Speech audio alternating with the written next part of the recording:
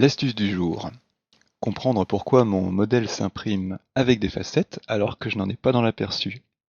Donc imaginons ici, on a une superbe voiture, complètement lisse, hein, c'est de la carrosserie. On est très content du modèle qu'on a trouvé et on aimerait l'imprimer. Bizarrement, quand on l'ouvre dans J2Box, eh bien on voit qu'il y a tout un tas de facettes. Et pourtant c'est le même fichier 3D. Alors qu'est-ce qui s'est passé? Le problème, c'est que c'est bien ce que J2Box nous montre qui va sortir de l'impression 3D. J'ai même fait un petit test ici, et vous voyez que j'ai toutes ces petites facettes là qui apparaissent, et qui sont pas forcément très élégantes pour une carrosserie de voiture, on est d'accord. Moi j'aimerais vraiment que ça s'imprime comme ça. Alors qu'est-ce qui s'est passé? Explication. Pour bien comprendre comment ça se passe, on va faire un petit tour dans Maya, mais ça fonctionne aussi comme ça dans d'autres logiciels de 3D. Donc si vous connaissez pas Maya, c'est pas grave, hein, c'est juste pour l'explication. Donc ici, j'ai bien une voiture avec de beaux reflets, une carrosserie toute lisse, que j'ai exportée et qui s'imprimait, enfin qui s'affichait avec des facettes dans J2Box. Alors on va voir ensemble qu'est-ce qui se passe. Donc quand je clique dessus ici, j'ai affiché en fait des petits bâtonnets qu'on appelle les normales. Et ces petites normales, en fait, sont des vecteurs qui permettent de calculer l'éclairage en 3D.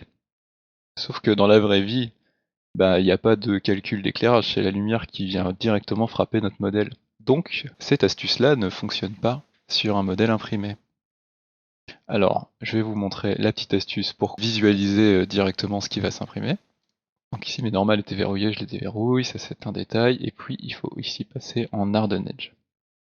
Parfois on appelle ça aussi les groupes de lissage, parce que c'est comme si plusieurs faces étaient lissées ensemble.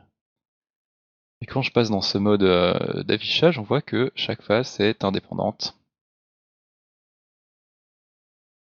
Et ça, c'est exactement ce qui sort de l'impression 3D, parce que elle ne prend en compte que la position des sommets, et il n'y a pas du tout de calcul d'éclairage, puisque c'est la lumière du monde réel qui le fait. Alors la partie suivante, c'est se demander comment je peux éviter ça. Et le seul moyen pour avoir une courbe bien définie, c'est d'augmenter le nombre de facettes, de sorte qu'elles soient tellement petites qu'on les voit plus à l'œil nu. Et ça, c'est faisable. Alors, comment s'y prend-on? Malheureusement, ici, on voit que sur ce modèle, c'est un mauvais candidat parce qu'il y a beaucoup de triangles.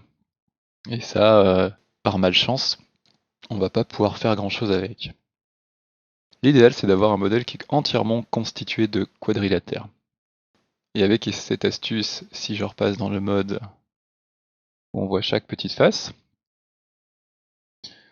donc là on a un problème, on voit les petites facettes, mais je peux subdiviser grâce au fait que ce sont que des quadrilatères.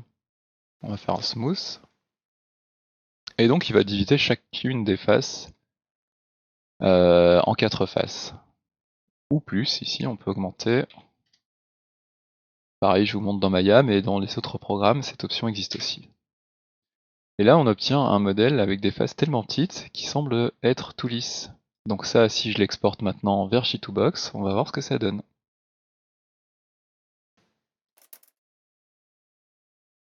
Alors je me casse pas la tête, je fais un OBJ, on pourrait faire un STL, c'est la même chose ici. Nous revoilà dans J2Box, on va pouvoir importer notre modèle de test pour visualiser ce qui se passe. Donc voilà, alors je l'ai appelé Bugatti Tuto.